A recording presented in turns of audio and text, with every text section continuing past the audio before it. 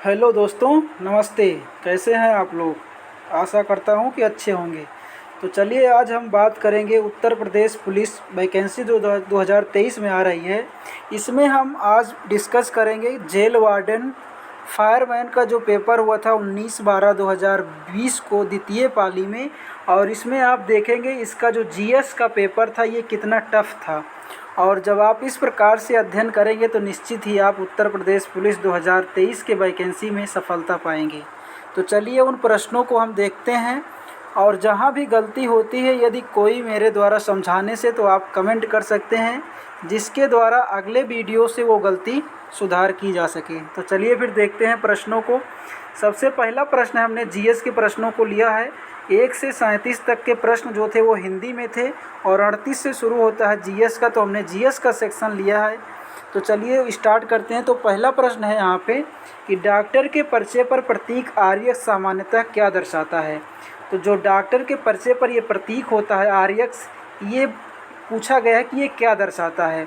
तो जब भी इस प्रकार का ये प्रतीक दिया जाए तो वहाँ पे ये लेना, इस केस में बताता है कि ये डॉक्टर जो है आपको दवा लेने के लिए बता रहा है। तो उस केस में ये आरएक्स प्रतीक पर्चे पे लिखा होता है।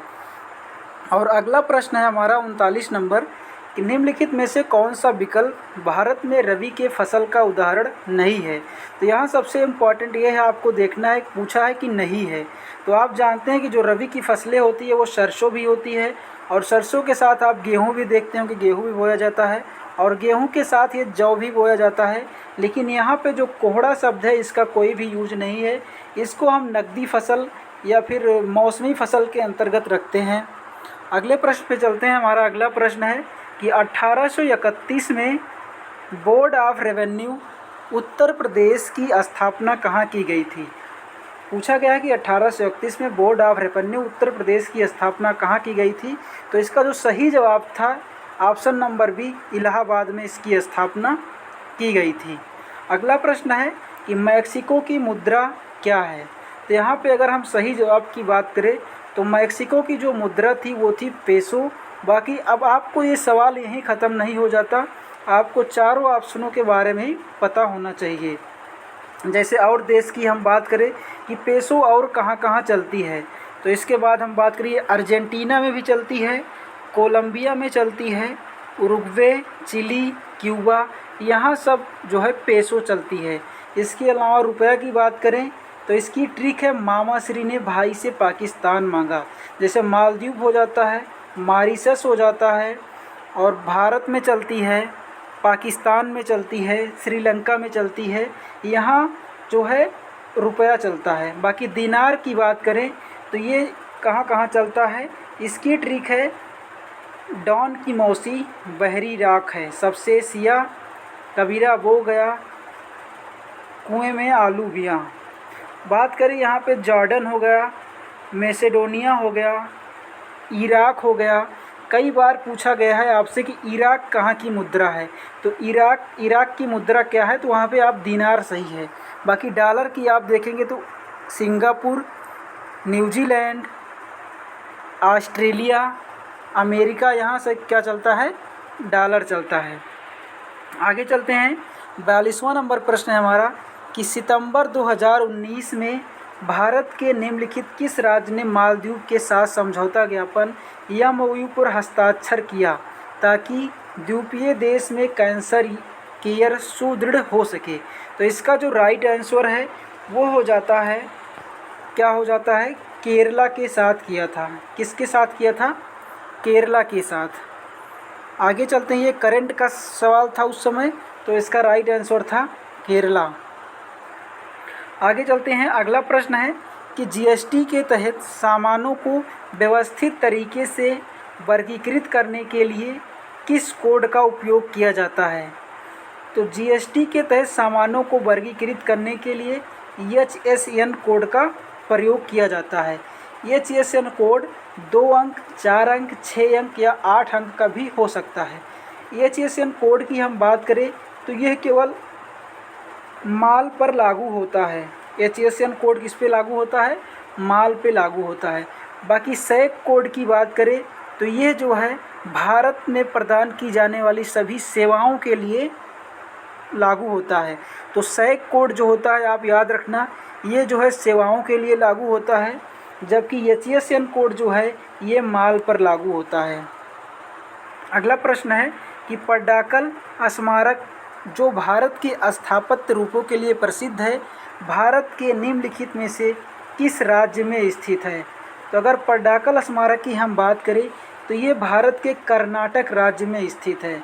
अब आपको हम बताएं कि केरल में सबसे ज़्यादा वो फेमस है वो सबरीमाला मंदिर, आप याद रखना, जो कि भगवान अयप्पा को समर्पित है।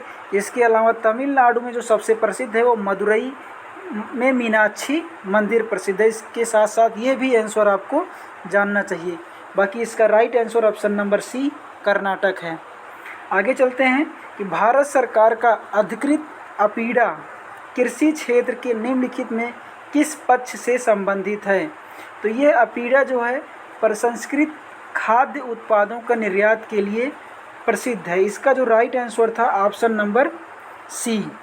कौन सा सही है? Option number C. आगे चलते हैं। अगला प्रश्न है हमारा कि निम्नलिखित में से कौन सा लॉन्च वाहन मिशन चंद्रयान 2 में प्रयोग किया गया था? तो यहाँ आपसे पूछा गया है कि चंद्रयान 2 में कौन सा लॉन्च वाहन प्रयोग किया गया था? तो जो चंद्रयान 2 में प्रयोग किया गया था वो प्रयोग किया गया था option number A GSLV Mk3, ये प्रयोग किया गया था GSLV Mk3। बाकी अगर इसके आपसे इसका रोवर का नाम पूछे तो चंद्रयान 2 का जो रोवर था इसका नाम था प्रज्ञान। और हम चंद्रयान 1 की बात करें तो इसका जो लॉन्चिंग वाहन था वो था PSLV C11। ये किसका था? चंद्रयान 1 का। ये कहाँ से लॉन्च किया गया था चंद्रयान 1? तो सतीश धवन अंतरिक्ष केंद्र श्रीहरिकोटा से लॉन्च किया गया था। ठीक है, तो 46 का राइट आंसर क्या है? Option number A. अगला प्रश्न है इंडोनेशिया की राजधानी क्या है? तो आपको पता होगा कि इंडोनेशिया की राजधानी होती है वो क्या है? जकार्ता। बाकी मनीला की बात करें तो ये मनीला जो है फिलीपींस की राजधानी है। मनीला कहाँ की है? फिलीपींस की। आगे चलते हैं। अगला है कि लखनऊ घराना निम्नलिखित में से किससे संबंधित है? ऑप्शन नंबर ए संस्कृत और नृत्य से, या हथकरघा से, साहित्य से, या अनुष्ठान से। तो आप जानते होंगे जो लखनऊ घराना है वो संगीत और नृत्य से संबंधित है। यहाँ पे हमारा राइट आंसर हो जाता है ऑप्शन नंबर ए।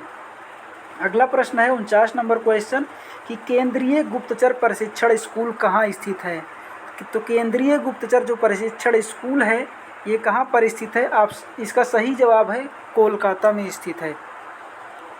बाकी आप जानते हैं कि चेन्नई में है केंद्रीय चमड़ा अनुसंधान संस्थान। ये भी इम्पॉर्टेंट क्वेश्चन है, इसको याद रखना। अगला प्रश्न है कि निम्नलिखित में से कौन सा अपराध साइबर अपराध नहीं है?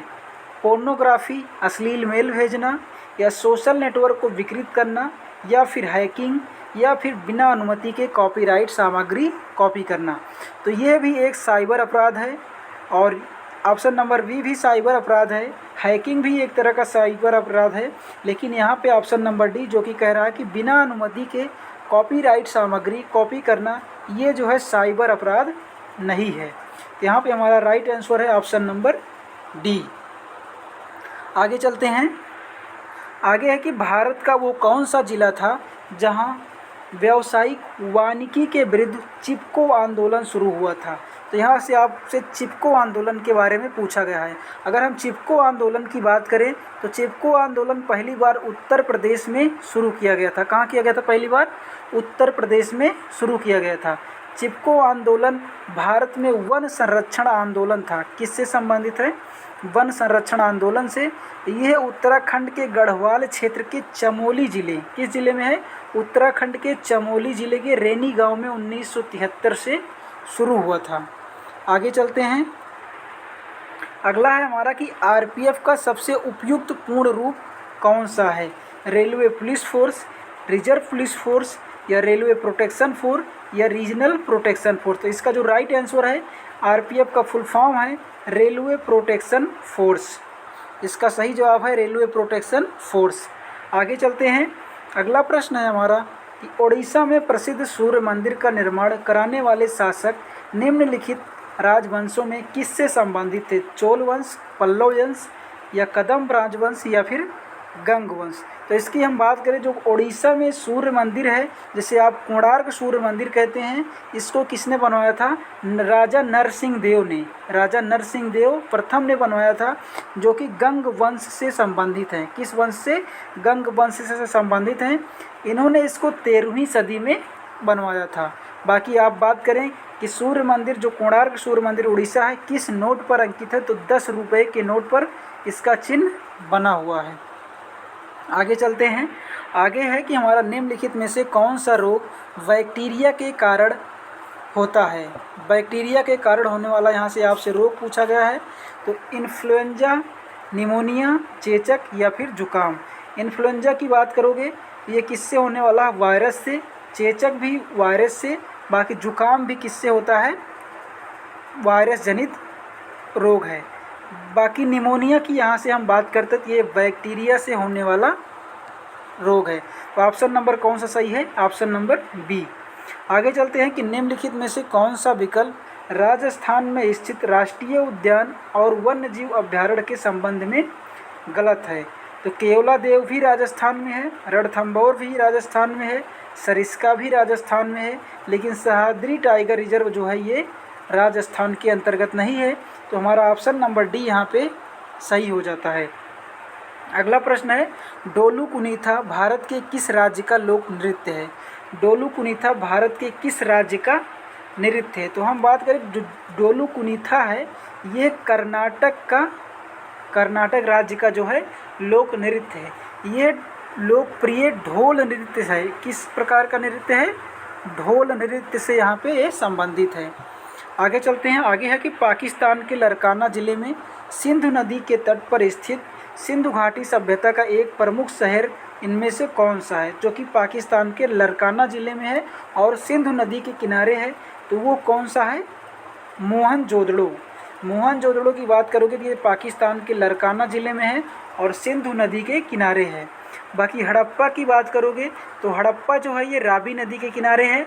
ये पाकिस्तान के मोंटगोमरी ज़िले में पड़ता है। लोथल की यहाँ पे बात करोगे तो ये भोगवा नदी के किनारे है, राजस्थान में पड़ता है। आलमगीर की बात करोगे तो ये हिंडन नदी के किनारे है और मेरठ में पड़ता है, मेरठ उत्तर प्रदेश में। अगले प्रश्न पे चलते हैं। अगला प्रश्न है हमारा कि निम्नलिखित में से कौन सी कल्पना चावला की जीवनी और जॉन पियर हैरिसन द्वारा लिखी गई थी? मतलब पूछा है कि निम्नलिखित में से कौन सी कल्पना चावला की जीवनी है और जॉन पियर हैरिसन द्वारा लिखी गई है? तो इसका जो राइट आंसर है एज ऑफ टाइम। जो एज ऑफ टाइम है ये जॉन पियर हैरिसन के द्वारा लिखी गई है। बाकी इस और बात करके flood of fire, flood of fire किसका है? तो ये अमिताभ घोष का है। और इसके बाद बात करोगे कि the mother I never knew, the mother I never knew, ये सुधा मूर्ति की है। किसकी है? सुधा मूर्ति की। बाकी अगला जो डी है ये dare to do for the new generation, ये किसकी है? तो ये किरण बेदी की है। आगे चलते हैं। अगला है हमारा कि संत कबीर नगर जिले का पुलिस प्रशासन किस पुलिस क्षेत्र के अंतर्गत आता है? तो इसका जो राइट आंसर है वो किस ज़िले के अंतर्गत आता है? गोरखपुर। बाकी अगर संत कबीर नगर के ज़िले मुख्यालय की बात करते हो तो ये संत कबीर नगर का जो ज़िला मुख्यालय हो जाता है वो कहाँ हो जाता है? खलीलाबाद। तो ये भी पॉइंट आपको याद रखना है। आगे चलते हैं। अगला प्रश्न है कि भारतीय संविधान के निम्नलिखित मौलिक अधिकारों में से कौन सा 14 वर्ष से कम बच्चों के रोजगार पर प्रतिबंध लगाता है? तो ये इसका सही जवाब है शोषण के विरुद्ध अधिकार। क्या है? शोषण के विरुद्ध अधिकार। ये बात करोगे तो जो है समानता का अधिकार आर्टिकल 14 से 18 तक है, स्वतंत्रता का अधिकार 19 से 22 तक है। ये मौलिक अधिकार में शामिल है और संविधान के भाग 3 अनुच्छेद 12 से 35 तक इसका वर्णन दिया गया है। आगे चलते हैं। अगला है कि भारतीय कृषि अनुसंधान संस्थान पूसा का मुख्यालय कहाँ स्थित है? तो अगर बात करें हम कि भारतीय कृषि अनुसंधान संस्थान जो पूसा है इसका मुख्यालय कहाँ स्थित है? तो इसका जो मुख्यालय है वो नई दिल्ली में स्थित है। कहाँ स्थित है? नई दिल्ली में। बाकी अगर करनाल की बात करते हो तो यहाँ पे राष्ट्रीय डेयरी अनुसंधान संस्थान स्थित है। देहरादून में हम बात करें तो देहरादून में जो है वन अनुसंधान संस्थान स्थित है, पेट्रोलियम अनुसंधान संस्थान स्थित है। तो इसका right answer option number A हो जाता है, दिल्ली। आगे चलते हैं। निम्नलिखित में से कौन सी पुस्तक रोहिंटन मिस्त्री द्वारा लिखी गई है? तो इसका जो सही जवाब है, रोहिंटन मिस्त्री द्वारा कौन सी पुस्तक लिखी गई है? तो इसका सही जवाब हो जाता है a fine balance. A fine balance, option number D. ठीक है, आगे चलते हैं। अगला 63 नंबर है। निम्नलिखित में से कौन सा केंद्रीय पुलिस बल मिलिशिया के रूप में उभरा है जिसे कछार लेवी कहा जाता है, जो उत्तर पूर्व भारत के कुछ सबसे दूरस्थ और अल्प विकसित क्षेत्रों में तैनात है? तो ये कौन सा है? कछार लेवी के नाम से हम किसको जानते हैं? असम राइफल्स को। असम राइफल्स की बात करें तो इसका जो हेडक्वार्टर है ये कहाँ हो जाता है? शिलोंग में। बाकी बीएसएफ की बात करें तो इसकी स्थापना 1965 में, इसका हेडक्वार्टर नई दिल्ली में है। आईटीबीपी का भी नई दिल्ली में है। इसका जो है स्थापना 1962 ईस्वी में हुई थी, इसका भी हेडक्वार्टर नई दिल्ली में ही है। केंद्रीय रिजर्व पुलिस फोर्स की बात यानी सीआरपीएफ की बात करोगे तो इसकी स्थापना 1939 में, इसका भी हेडक्वार्टर नई दिल्ली में है। आगे चलते हैं। अगला है कि भारत में मानव अधिकार संरक्षण अधिनियम कब लागू हुआ? तो इसका सही जवाब है 1993 में।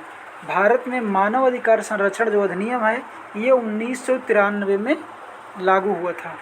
अगला प्रश्न है कि जून 2020 तक राष्ट्रीय मानवाधिकार आयोग में कितने कोर ग्रुप थे? तो राष्ट्रीय मानवाधिकार 2020 तक कितने कोर ग्रुप थे? तो इसका राइट आंसर है 9 कोर ग्रुप थे। अगला प्रश्न में चलते हैं। अगला कह रहा निम्नलिखित कथनों को पढ़ें और सही विकल्प का चुनाव करें।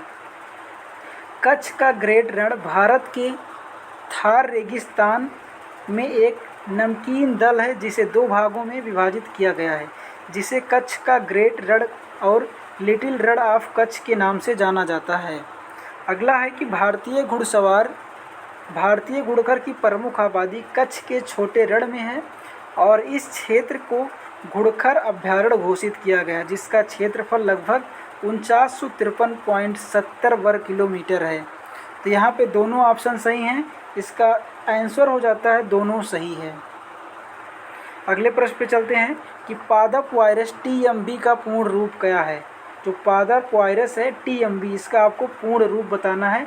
तो इसका जो सही जवाब है टोबैको मोजेक वायरस। टीएमबी का फुल फॉर्म हो जाता है टोबैको मोजेक वायरस। अगले प्रश्न पे चलते हैं कि जून 2020 में चीन के साथ संघर्ष में कमांडिंग ऑफिसर सहित 20 से अधिक सैनिक निम्नलिखित में किस क्षेत्र में मारे गए थे?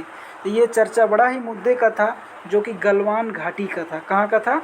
गलवान घाटी का। यहाँ पे जो है 20 से अधिक सैनिक मारे गए थे। अगला प्रश्न, मानवाधिकार के लिए संयुक्त राष्ट्र के उच्चायुक्त कार्यालय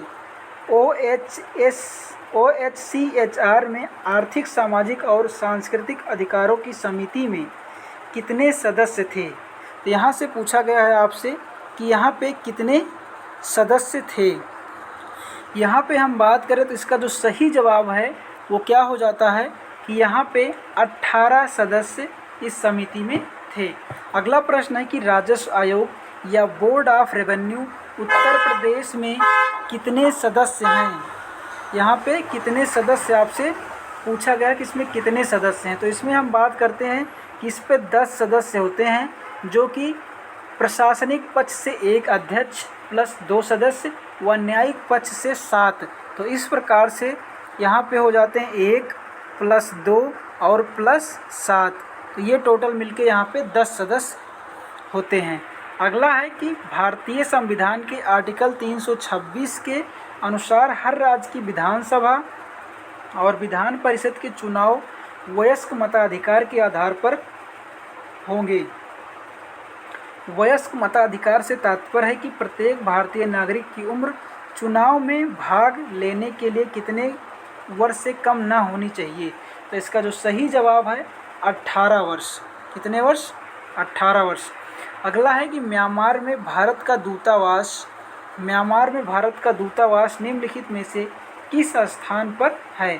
तो म्यांमार में जो भारत का दूतावास है ये यांगून स्थान पर है। कहाँ पे है? इसका सही जवाब है यांगून। अगला है कि निम्नलिखित में से किस तारीख को विश्व मस्तिष्क ट्यूमर दिवस मनाया जाता है? विश्व मस्तिष्क ट्यूमर दिवस 8 जून को मनाया जाता है। कब मनाया जाता है? 8 जून को मनाया जाता है। बाकी 5 जून की बात करें तो क्या मनाया जाता है, इसको आप कमेंट करके बताना। और 21 जून को क्या बताया जाता है, मनाया जाता है, इसको भी कमेंट कर देना। अगला है कि सीआरपीएफ का सबसे उपयुक्त पूर्ण रूप क्या है?